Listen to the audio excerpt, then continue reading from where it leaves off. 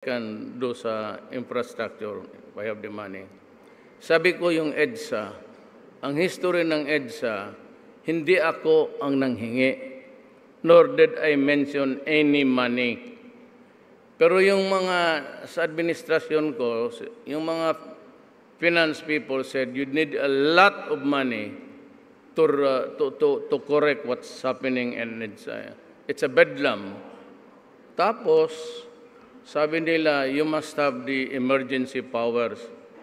Kaya nang wala nang bidding-bidding, basta bili ka ng bili, bayad ka ng bayad, basta kaya mo at gawin mo. Wala na yung bidding, no restriction. That is the emergency powers nga para ma-address ko. May isang senador na babae, kakaumpisa lang, sinabi kaagad niya, ask for comment. Sabi niya na,